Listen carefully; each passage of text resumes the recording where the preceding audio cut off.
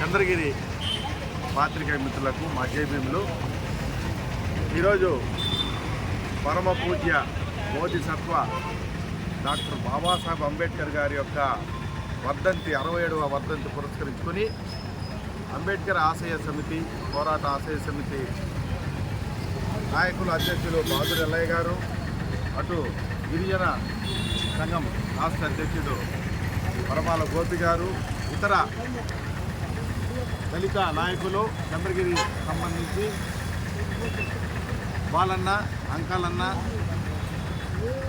అందరూ కూడా ఈరోజు పెద్ద ఎత్తున బాబాసాహెబ్ అంబేద్కర్ గారి యొక్క వర్ధంతిని నివాళులు అర్పించడం జరిగింది. అయితే ఈ భారతదేశంలో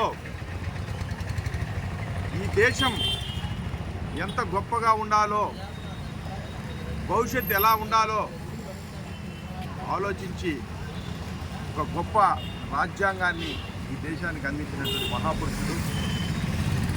గడిచిన 67 సంవత్సరాలు ఆయన చేరిపోయిన తరువాత ఆయన ఆశయాలను ముందుకు తీసుకుపోయే క్రమంలో ఈ పాలకులు నిజంగానే అనుకున్నంత మేరకు ఈ దేశ అభివృద్ధిని తీసుకొని పోలేదనేది వాస్తవం.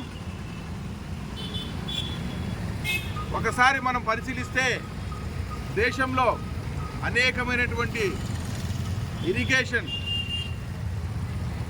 విద్యుత్, అన్ని రంగాలకు సంబంధించి కలలు కానీ బాకరంగాల ప్రాజెక్ట్, దామోదర్ వ్యాలీ ప్రాజెక్ట్, అనేక రకమైనటువంటి అభివృద్ధి కార్యక్రమాల్లో బాబాసాహెబ్ అంబేద్కర్ యొక్క ఆలోచన విధానంతోనే ఈరోజు ముందుకు పోవడం జరిగింది.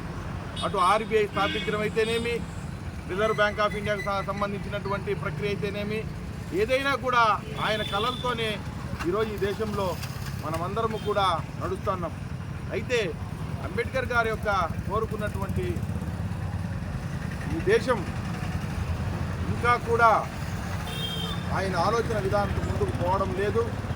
ఆ క్రమంలో పాలకులందరూ కూడా ఆ విధంగా ఆలోచిస్తూ ముందుకు తీసుకొని పోవాలా, స్వేచ్ఛ, సమానత్వం, సౌభ్రాతృత్వం కూడినటువంటి న్యాయమైనటువంటి సమాజాన్ని ఈ దేశంలో ఏర్పడాలని ఆకాంక్షించినటువంటి గొప్ప దార్శనికుడు డాక్టర్ బాబాసాహెబ్ అంబేద్కర్ గారు.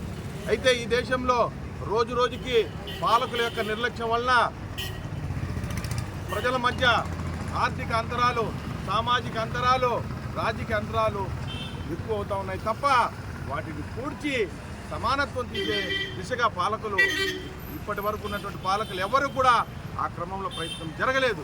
కాబట్టి మేము ఇక్కడి నుండి పిలిపిస్తున్నాం, పాలకులకు ఒక ప్రత్యేకమైనటువంటి పనిని భారత రాజ్యాంగం ద్వారా కల్పించడం జరిగింది.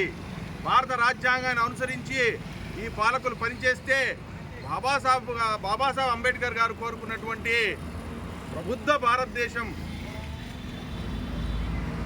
నెరవేరుతుంది ఆయన కళని మేము ఈ సభాముఖంగా ఈ యొక్క వర్ధంతి రోజున పిలిపిస్తూ, ఈ దేశం ముందుకు పోవాలంటే ఆయన ఆలోచనతో తప్ప వేరే మార్గమే లేదని మేము ఘంటాపదంగా తెలియజేస్తూ అందరికీ జై భీమ్ తెలియజేస్తున్నాం.